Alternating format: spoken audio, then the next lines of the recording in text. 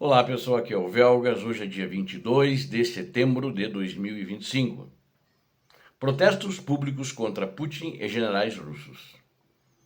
Está começando uma tendência de protestos. A capa, inclusive, desse vídeo é um protesto, onde tem a tropa de choque de um lado e militares, e estão os manifestantes do outro lado, né? E quero convidar você que não é inscrito a inscrever-se no canal. Aqui você vê a verdade. Peço a todos que deem um like, é importante, e também que compartilhem com suas redes sociais. Ajudem o canal, vamos fortalecer o canal. Conto com vocês. Muito obrigado. Eu quero começar citando aqui um blogueiro russo chamado Anatoly Radov, na matéria que eu recebi. Ele veio a público e revelou a verdade sobre como o exército russo de fato luta, né? E ele levou a público, outros também estão levando a público, o que tem causado no meio da população, principalmente nas famílias dos soldados, essa revolta, essa indignação, né? Então, esse blogueiro falou sobre as tropas de assalto descartáveis que os comandantes mobilizam para as forças de assalto em busca de falsas vitórias.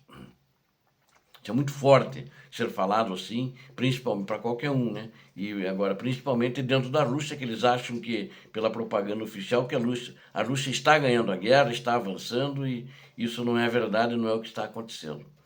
O propagandista reclamou que o Ministério da Defesa russo prioriza não a vitória, mas sim a sua imitação. Você vê que isso é um termo forte, né? Inclusive, dentro da Rússia, ele tem que se cuidar, mas ele deve saber o que está falando. Ele é uma pessoa que vive no teatro de operações também e faz a cobertura diretamente de lá. Então, ele sabe o que acontece de fato. E eles estão revoltados.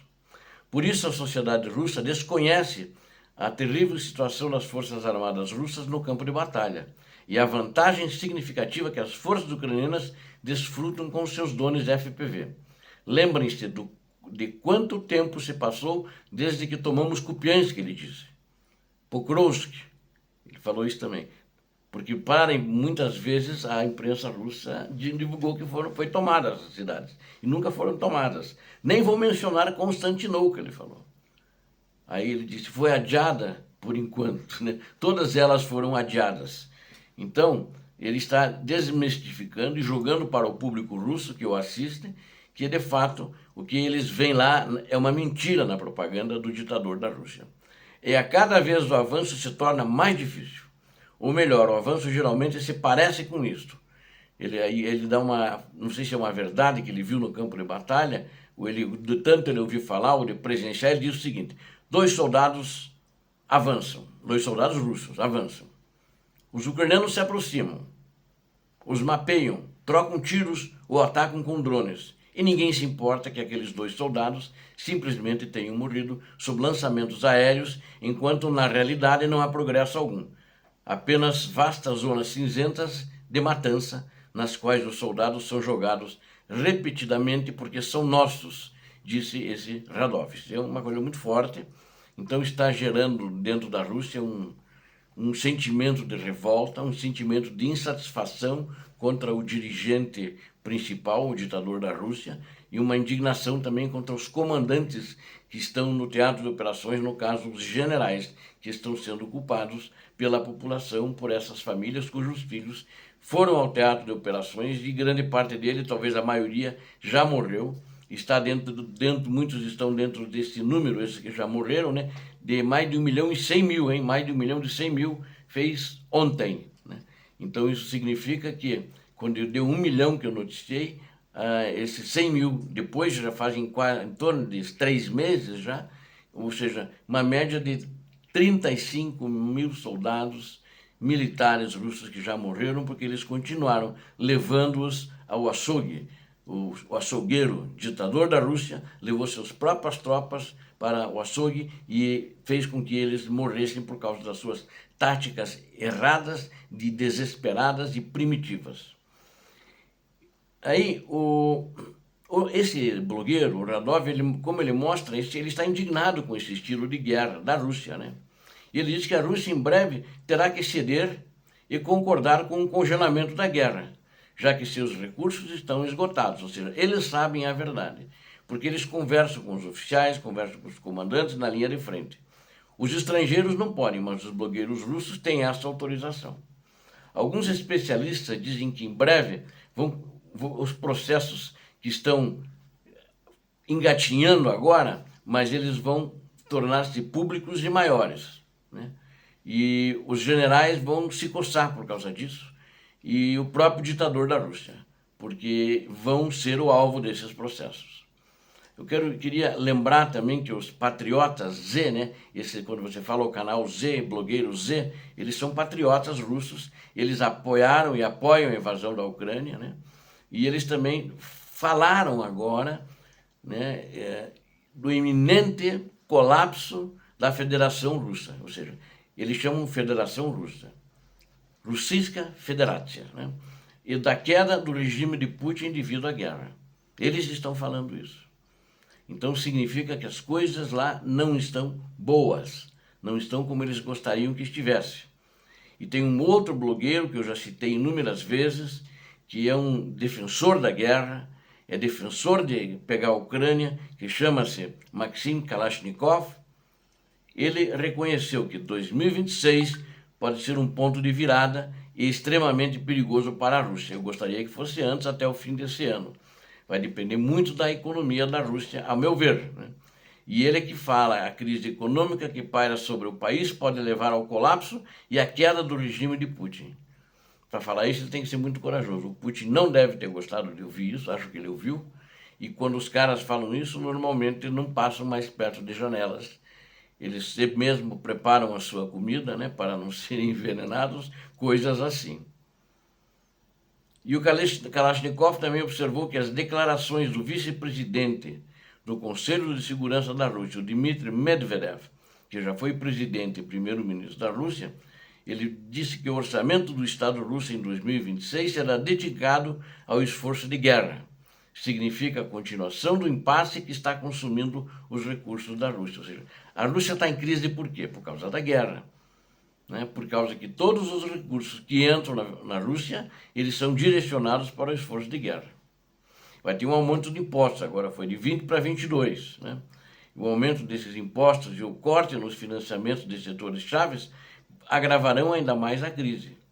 A crise acabará se transformando em uma reação em cadeia insustentável. 2026 será fatal, diz ele. Um blogueiro comparou a situação atual da Rússia à da Itália no início do século XX. Naquela época, o país era formalmente considerado vencedor da Primeira Guerra Mundial, mas tendo perdido seus contratos militares, se viu em uma profunda crise econômica e social. Greves de massa, queda de salários e o retorno dos soldados da linha de frente sem emprego criaram o caos que acabou levando Mussolini ao poder. Kalashnikov enfatizou que a guerra prolongada está destruindo a Rússia por dentro. Ou você vence rapidamente ou não consegue lutar, porque o massacre prolongado destrói o país, escreveu ele. Acrescentando que a congelar a agressão contra a Ucrânia pode ser a única solução. Ele também admitiu que o próprio sistema russo havia iniciado o processo de destruição em 2022, quando iniciou essa guerra e quando não conseguiu realizar os seus objetivos dentro do prazo proposto total de um mês daquele propôs, né? O ditador propôs. Ele disse que em 3 dias tomaria Kiev e em um mês consolidaria toda a Ucrânia. E está agora apanhando, né? E as suas tropas estão apanhando. Não vai chegar a lugar nenhum e a Rússia, enquanto isso, desmorona e vai continuar desmoronando. Comandantes russos, para vocês terem uma ideia, eu quero contar para vocês por que também dá essa revolta. Isso está vazando para os pais e para as famílias. Como é que eles estão eliminando os soldados? Né? Como é que eles eliminam os seus soldados? Os comandantes russos, eles estão eliminando feridos. Então, como é que eles fazem? Vou dar um exemplo em Zaporizhia, que aconteceu agora recentemente. Não é permitido que os soldados feridos se recuperem e se curem. Em vez disso, eles são enviados em missões de reconhecimento. Então eles não vão mais para o moedor de carne, eles mudaram. Antes colocavam eles no moedor de carne com muleta e tudo. Agora eles vão com emissões de reconhecimento. Então assim que os comandantes russos, eles economizam alimentos, economizam munições, uma série de coisas. Na área de Zaporizhia, soldados feridos estão sendo enviados para identificar posições ucranianas. Diz o comunicado informações de que soldados feridos das Forças Armadas Russas estão sendo enviados em missões de reconhecimento para localizar posições das Forças Armadas ucranianas. Não há evacuação do campo de batalha. Então, um ferimento é fatal em qualquer caso, sempre é fatal, né? Nessas condições, o comando russo não quer desperdiçar recursos e provisões com os feridos, que de qualquer maneira não sobreviverão. Então ele manda, eles vão lá achar os ucranianos, vão reconhecer as posições dos ucranianos e nos informar. Eles não voltam, porque os ucranianos, ao vê-los, eles acabam trocando tiros, a não ser aqueles que se entreguem. E se não forem, se houver uma recusa, um soldado ferido não quer ir, aí ele corre o risco de ser executado ali na sua unidade mesmo. O reconhecimento em força é frequentemente realizado, inclusive muitos vão sem armas. Eles mandam eles sem armas.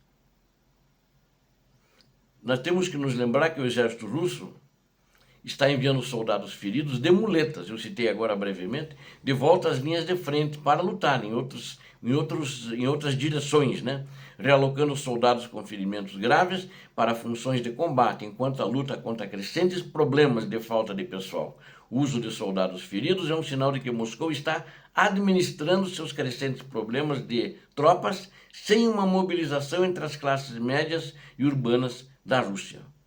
Um oficial de inteligência de defesa ucraniano, porque eles fazem prisões desse pessoal também, que interroga, sabe como é que é, ele disse que notou a tendência de soldados russos feridos aparecerem em áreas de combate ativas também, não só em áreas de reconhecimento.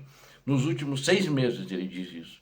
Ele atribuiu o uso de feridos a uma tentativa dos comandantes de esconder perdas e a sua incapacidade de enviar tropas para dentro e para fora das áreas de combate quando necessário. Então, os russos, sem dúvida, eles têm um problema, eu acho que além de... É um crime que eles estão fazendo contra os seus próprios soldados. E agora está acontecendo que na Rússia um grande problema, as pessoas não estão querendo dar emprego para eles. Os veteranos de guerra russos não são vistos como heróis pela população, né? Mas eles são vistos com desconfiança, porque agora as pessoas estão tendo conhecimento que os blogueiros russos estão abrindo o jogo, e eles sabem pelas notícias, pela experiência pessoal, que há casos de militares usando violência contra civis ucranianos, mas também contra russos, como aconteceu em Kursk. Obrigado a vocês que assistiram esse vídeo, eu conto com vocês. Inscrevam-se no canal, deem um like, compartilhem com as suas redes sociais e façam seus comentários. Eu conto com vocês. Inscrevam-se, compartilhem e deem um like. Deus abençoe a todos vocês, Deus abençoe a Ucrânia, Deus abençoe o Brasil. Paz e bem, paz para toda a humanidade.